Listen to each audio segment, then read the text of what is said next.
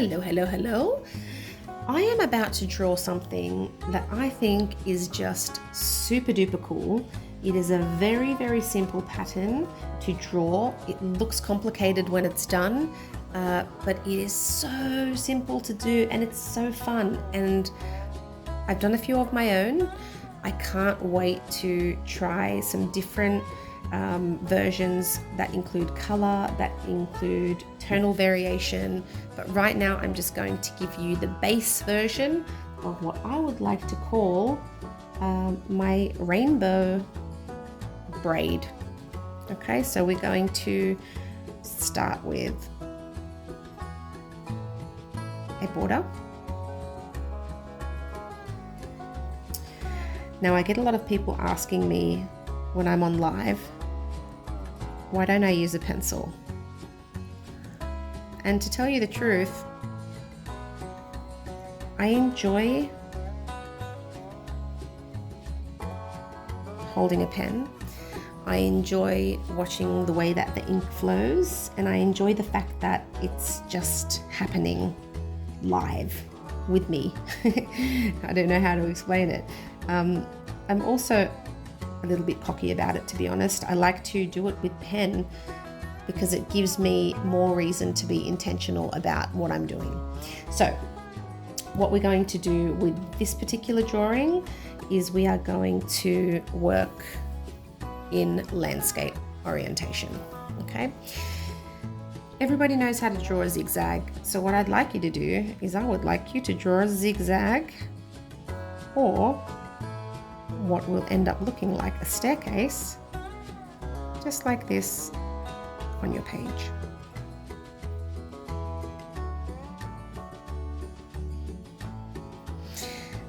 I like to try to space it out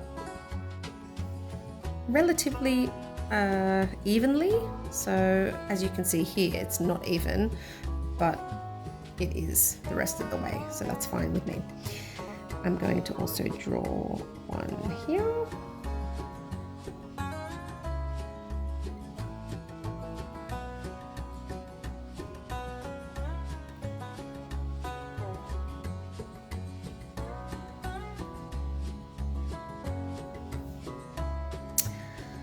I think it would be good to do one in the corner here as well, just to make it look like that pattern is actually repeating.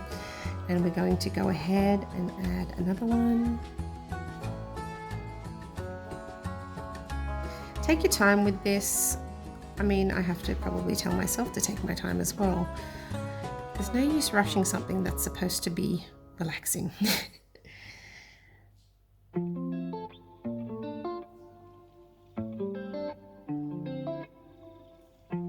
Okay, so we have a series of steps, it looks like, or zigzags if you look at it from this angle, or looking at it from this angle is pretty cool too.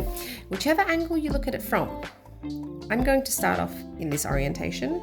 If you'd like to change the orientation, please just follow this rule and you should be fine for the next few minutes of what I'm about to do.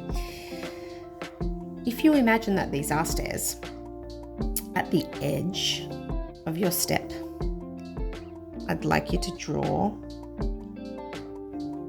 a little mouse house, is something that I called it when I was doing this live.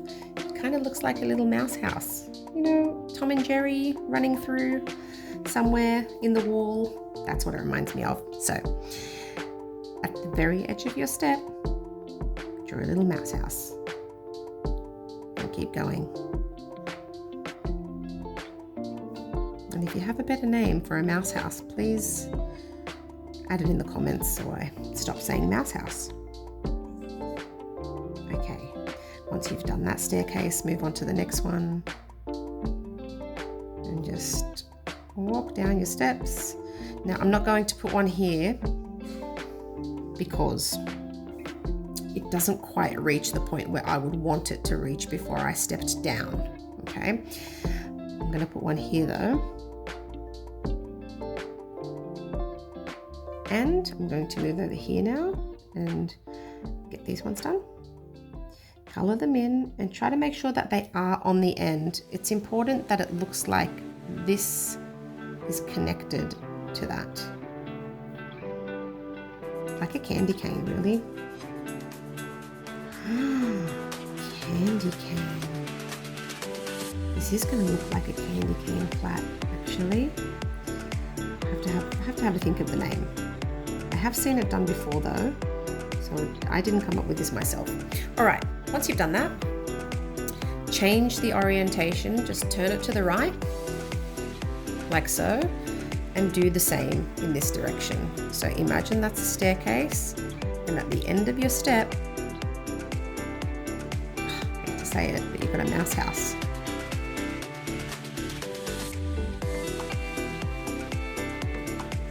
And just keep going down 2 steps.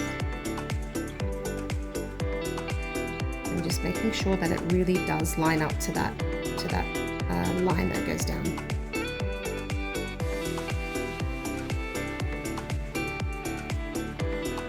And to be honest, I'm trying my hardest to keep them similar sizes.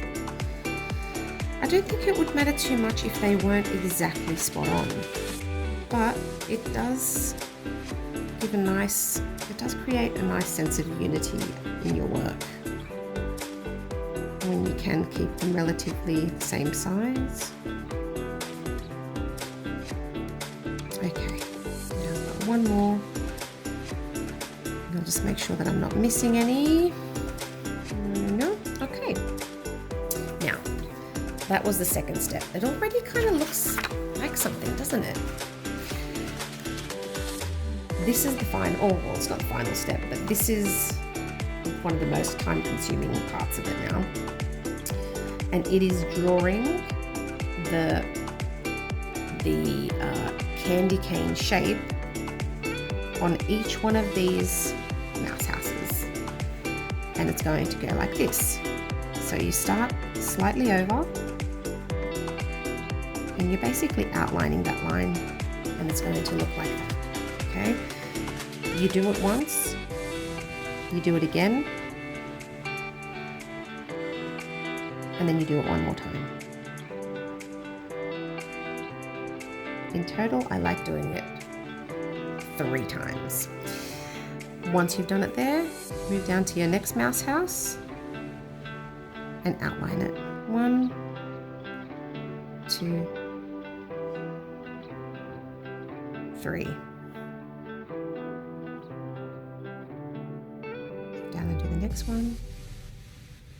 1, 2. Now, as you can see there, I was just about to tell you, try to keep them at a good distance apart. There might be times that they're not, and that's okay. But this is a great example of what can happen sometimes. You might not have enough space to do 3, so you might do 1, and then you might do your second, and then you don't have anywhere to go here.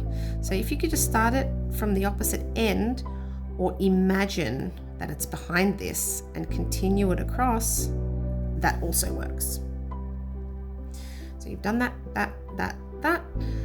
There would naturally have to be one here as well.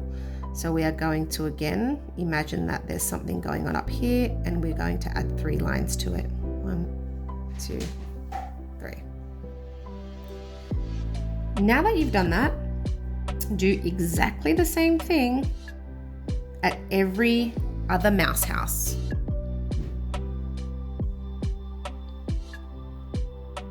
So then we move on to the next one. And it's actually quite relaxing. Oh, there's a bump in the table. It's just a really nice repetitive pattern that doesn't require too much strenuous brain activity. And I mean, if you love drawing for relaxation and just pattern drawing, this is a really nice one to do.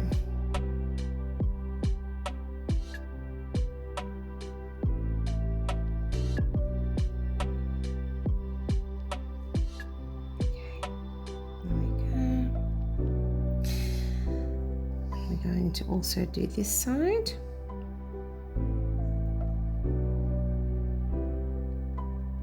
This is actually a great warm-up to do before you start drawing as well. Nice way to practice control. Would you look at that? I forgot a mouse house. There we go. I wonder how many people will watch that and comment that the mouse house wasn't there in the beginning. And the last one. Right.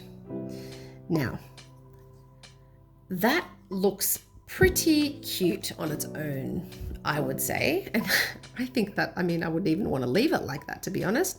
But I'm going to show you what I set out to do today, which was something that more resembled a braid or some type of weave of interlocking. Sorry, I don't know what I'm doing with my fingers there. Okay, so we're going to turn the page. We will like that. Now we'll like that. Oh, that looks cool too, doesn't it? All right, let's go. Mouse house. Now there's going to be a lot of overlapping here, but when it does get to the point where you need to overlap, do not overlap. Go behind. Okay, so draw, but stop where you would usually overlap. Imagine the line and then continue it on. Draw, stop, imagine, down. Okay, next one.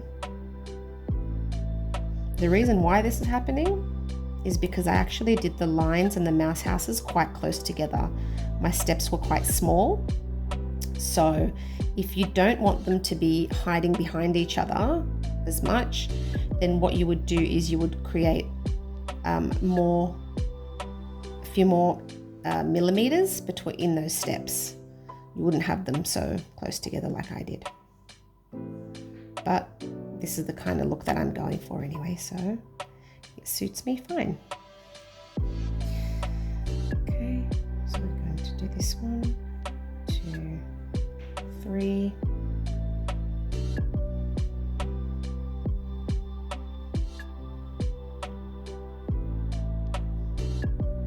There we go. And we're going to do this one. Oh, that one was a bit wide. That's okay. And then I'm going to imagine this 1, 2, 3. That looks cool, doesn't it? So I'm imagining that there would be some here as well. Okay, now we're going to go here. 1, 2, imagine through. Ooh. 1, 2, imagine through. Oh, love that. There we go. Okay.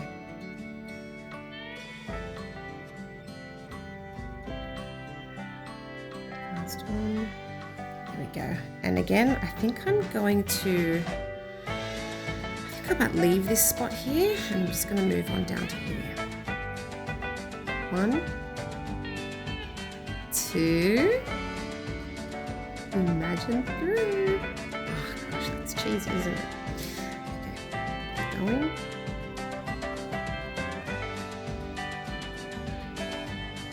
Now, that is the final product. Okay, that is the base of this pattern. Now, if you would like to go ahead and fill in the blank areas with more lines, then what you can do is basically, here, I'll show you a small section up here.